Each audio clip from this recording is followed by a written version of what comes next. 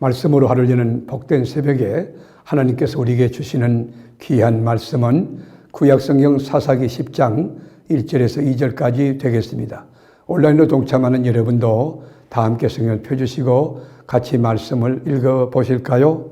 아비멜렉의 뒤를 이어서 이스라엘 사람 도도의 손자 부하의 아들 돌라가 일어나서 이스라엘을 구원하니라. 그가 에브라임 산지 3일에 거주하면서 이스라엘의 사사가 된 지 23년 만에 죽음에 3일에 장사되었더라. 아멘.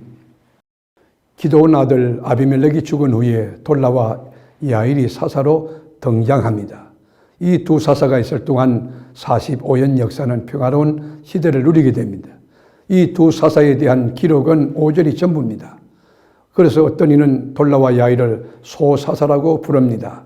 이것이 기록의 양이 적다고 해서 작은 사사라고 부른 것은 아닙니다. 아비멜렉의 뒤를 이어 이 기드온의 아들 아비멜렉이 자칭 왕이 되었지만 역사는 그를 왕으로 기록하지 않습니다. 그렇다고 사사라고도 기록하지 않습니다. 산년천하로 끝났지만 이스라엘에게는 큰 상처만 안겨둔 것입니다. 그리고 그 뒤에 돌라라고 하는 사사가 나타나 이스라엘을 구원하게 됩니다. 1절 볼까요?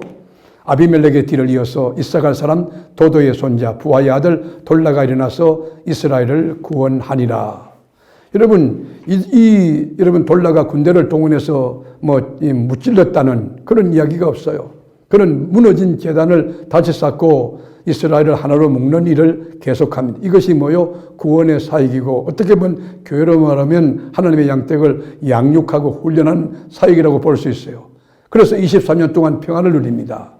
그러나 전체적인 사사기 역사로 비춰볼 때에 이 시대가 진보하고 발전하는 역사는 아니었어요. 계속해서 백성들을 일깨우고 능력 있는 사람들을 세워나가고 백성들에게 비전을 제시하고 영적인 부흥을 일으키는 그런 지도자의 본질적 역할은 감당하지 못했어요. 그냥 우부우부 필부필부 가만히 있는 그런 사람이었어요. 그 뒤로 야일이 사사로 부름을 받습니다. 23년 동안 이스라엘 다스리지 않습니까? 그가 통치하는 기간 동안 뭘 했습니까? 30명의 아들을 낳은 거. 그리고 그 아들이 어린 나귀를 타고 다니면서 30개 성읍을 다스리는 것. 그것이 이 성경의 정언이에요. 여러분, 그 시대에는 부유한 사람이 아니면 한 개인이 나귀를 소유한다는 것은 이게 어려운 일입니다. 있을 수 없는 거예요. 고대 강야의 성용차는 나귀였어요. 이게 벤처예요, 벤처. 사사 야일의 아들들이 성용차 한 대씩을 몰고 다녔다는 뜻입니다. 그가 자기 자녀들에게 부와 권력을 성계하고 나누어 주는 것을 보면 야일 시대의 이스라엘의 미래가 밝지 않는 것입니다. 하나님 그걸 기뻐하시겠습니까? 아들들에게 성을 맡기면서 친정체제를 구축하는 사사, 주님이 기뻐하겠어요? 이 두 사사에 의해서 이루어진 45년 동안은 평화를 누렸지만 그렇다고 하나님과 깊은 관계를 유지하고 하나님과 가까워지고 그러지 않았어요. 그저 안일한 연속 그뿐이었어요. 그리고 난 뒤에 생물학적 나이가 들어서 야일이 죽게 됩니다. 그런데 이 야일이 죽고 난 뒤에 이스라엘 백성들이 하나님을 버리고 우상을 섬기기 시작합니다. 그 우상이 7가지나 돼요.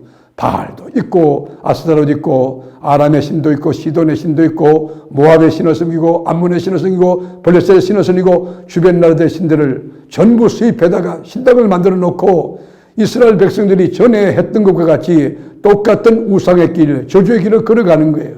나라 안이 온통 우상으로 꽉 차 있었어요. 우상 백화점이에요. 사람들은 우상의 제단을 돌면서 여기서 제사하고 저기서 제사하고 세속적인 소원, 하나님 영광을 위해서 그렇게 기도하지 않는 거예요. 자기를 위해서, 땅을 위해서, 육신을 위해서 기도하는 거.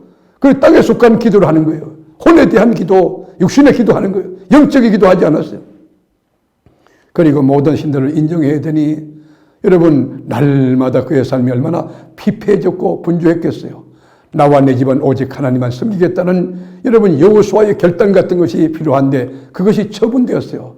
그런데 놀라운 것은 여러분 이렇게 하나님을 믿던 사람들이 갑자기 우상으로 쏠려가는 거예요. 여러분 이것이 사사기 내용 아닙니까? 왜 이렇게 연약하게 여러분 무너집니까? 왜 죄악에 물 먹던 마시고 또 터지고 회개하면 또다시 하나님께서 구원하고 그러십니까? 여러분 인간의 이 모습이 정말 약하기 거지없잖아요. 죄에 빠지고 우상숭배했던 이스라엘 민족을 하나님이 블레셋과 암몬 사람에게 넘기십니다. 7절에 볼까요? 여호와께서 이스라엘에게 진노하사, 하나님이 진노하셨어요. 블레셋 사람의 손과 암몬 자손의 손에 그들을 파시매 우리에게 왜 질병이 옵니까? 우리에게 왜 어려움이 옵니까? 하면 자신을 돌이켜볼 필요가 있다고 생각해요. 원인이 뭐예요? 하나님 말씀에 불순종했습니까? 하나님보다 세상을 더 사랑했습니까? 이렇게 우상숭배하고 지악에 거했던 이들은 18년 동안 매우 심각한 이 어려움에 처합니다. 공경에 처합니다. 학대를 당합니다. 고질병처럼 나를 따라다니고 괴롭히는 것이 뭡니까? 오직 나와 우리 집은 하나님만 섬기겠다는 이 결단을 지금 이 시간 할 수 있기를 바랍니다. 오직 하나님만을 나의 구주와 주님으로 믿고 왕으로 믿고 살아가는 여러분에게 하나님이 안녕과 평강 그리고 기쁨과 소망을 더해 주시고 넉넉하게 장벽을 뚫고 승리케 해 주실 것입니다.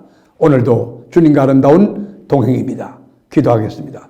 주님, 오늘도 하나님과 더불어 살아가는 삶이 너무 즐거울 수 있도록 하나님의 뜻이 무엇인지, 주의 나라와 주의 의가 무엇인지 그 뜻을 구하고 그의 나라 구하며 살아가는데 우리가 기도한 대로, 우리가 마음먹고 주의 뜻을 세우려 노력한 대로 하나님의 말씀대로 복을 주시고 주의 말씀을 이루어가는 거룩함의 역사가, 놀라운 승리의 역사가 막 일어날 수 있도록 우리 삶을 도와주시고 우리 인생 출입하는 범사를 복되게 하여 주옵소서.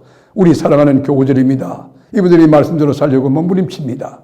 얼마나 귀한 분들인지 담임 목사 마음에 감동과 감화를 일으키는 귀한 분들이 많습니다. 주여 손들고 비옵나니 하나님께서 친히 이분들의 삶을 보듬어 주시고 돌이켜 불꽃 같은 죄로 지켜주시고 안 될 것 되어지고 약한 것 강해지고 몸에서 질병이 빠져나가고 치유하는 역사가 나타나며 위로부터 능력을 부어서 비전과 용기와 감사가 넘치는 복된 우리 교우들 다 되게 하여 주시옵소서. 오늘도 승리케 하실 우리 주님 찬양하며 예수님의 이름으로 기도드립니다. 아멘.